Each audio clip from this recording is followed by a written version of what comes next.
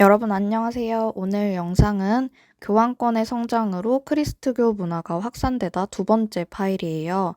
프랑크 왕국 파일이 아직 안 올라왔는데 그 파일을 지금 학교 노트북에 놓고 안 들고 와서 어쩔 수 없이 두 번째 파일 먼저 설명해 줄게요. 개념 문제, 내용이 옳으면 동그라미표, 틀리면 X표를 하시오. 영주는 주군의 간섭을 받아 장원을 독자적으로 다스릴 수 있었다. 그래서 X표고요. 왕은 자신의 봉신에게 또는 주군이 봉신에게 봉토를 하사하는데 그림으로 보면 왕이 가지고 있던 영토의 일부를 봉신에게 장원으로 떼어줘요. 그럼 왕은 그 나머지 빨간 부분에 대해서만 지배권을 행사를 할 수 있고 봉신이 하사받은 이 영지는 즉 장원은 봉신이 영주가 나름대로 독자적으로 다스릴 수 있었어요. 그래서 그 결과 왕권이 약화되었다. 2번 농노는 영주의 허락 없이 장원을 벗어날 수 없었다. 맞죠? 그 외에도 농노는 영주에게 세금 그리고 노동을 바쳐야 했습니다.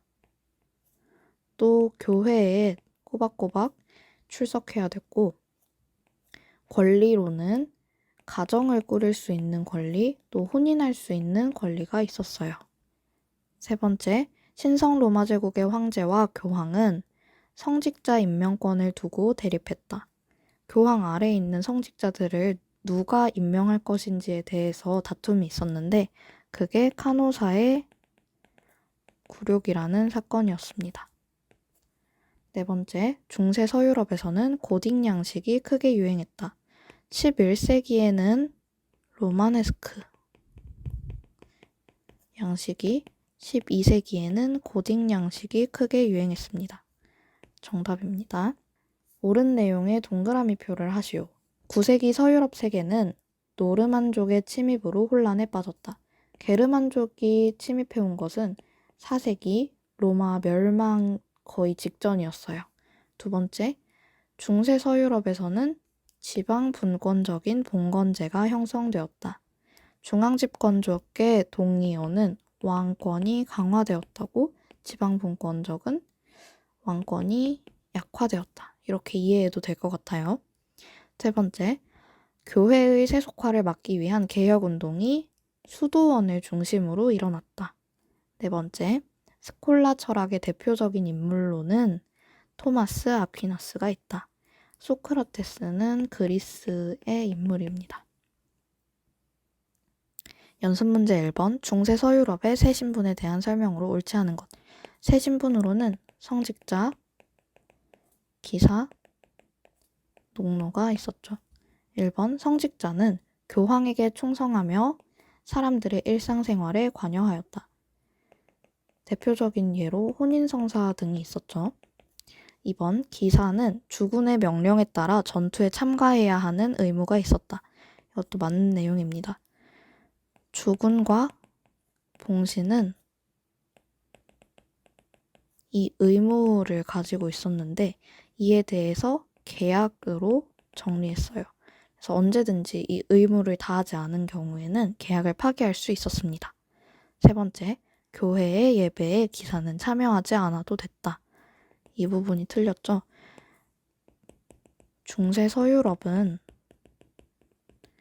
크리스트교가 지배하던 세상이기 때문에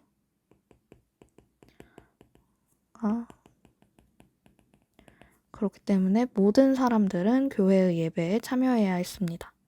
4번, 농노는 자신의 토지와 영주의 직영지를 경작했다. 정답이고요. 5번째, 농노는 결혼하고 가정을 꾸릴 수 있는 권리가 있었다. 이것도 맞습니다. 2번, 중세 서유럽에 볼 수 있는 모습으로 적절하지 않은 것은 1번, 샤르트르 대성당에서 예배드리는 왕. 이 샤르트르 대성당은 고딕 양식의 대표적인 예죠. 그 외에도 노트르담 성당이 있었습니다. 2번, 니벨룽겐의 노래를 듣고 있는 사람들. 중세 기사도 문학의 대표적인 예입니다. 니벨룽겐의 노래 말고도 아서왕 이야기, 롤랑의 노래가 있었어요. 3번 신학대전을 편찬하는 토마스 아퀴나스. 아까 봤죠? 이 토마스 아퀴나스는 스콜라 철학의 대표적인 인물입니다. 이 스콜라 철학에서는 이성과 신앙의 조화를 추구했어요. 그래서 이성을 바탕으로 신앙을 설명하려고 시도했습니다. 4번 대학에서 공부하는 학생들. 중세 서유럽에서는 본격적으로 대학이 성립하기 시작했죠. 5번 그리스어로 예배드리는 성직자. 이 그리스어는 동유럽에서 사용되었던 언어고 중세 서유럽은 로마에서 사용되었던 라틴어를 사용했습니다. 그래서 답은 5번. 3번 다음 글에서 설명하는 사건의 명칭은 교황 그레고리우스 7세는 군주들이 가지고 있던 성직자 임명권을 금지한다고 선언했다. 이 성직자 임명권이라는 말만 보고도 알 수 있습니다. 바로 카노사의 굴욕인데요. 조금 더 힌트를 읽어보면 신성 로마 제국의 황제 하인리 4세가 나왔고요. 또 결국 황제가 교황에게 직접 찾아가 무릎을 꿇고 용서를 빌어서 파문이 취소되었다. 이 황제가 굴욕을 당한 사건이다.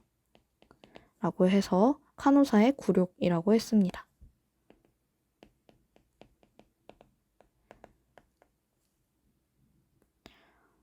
나머지 내용도 좀 살펴보면 이 로마의 평화는 로마의 제정 성립 후 약 200년간 평화로운 시기가 계속되었다고 해서 붙여진 이름이 로마의 평화였고 카노사의 승리는 이거는 그냥 낚으려고 만든 선지고 네 번째 거 보름스 협약은 이후에 보름스 협약을 통해서 이 교황과 황제 간의 성직자 임명권 대립 문제를 완전히 정리한 것입니다. 교과서에는 있어요. 딱히 설명은 하지 않았지만 5번 수도원 운동은 그냥 수도원이 개혁을 위해서 펼쳤던 운동입니다. 그래서 답은 2번.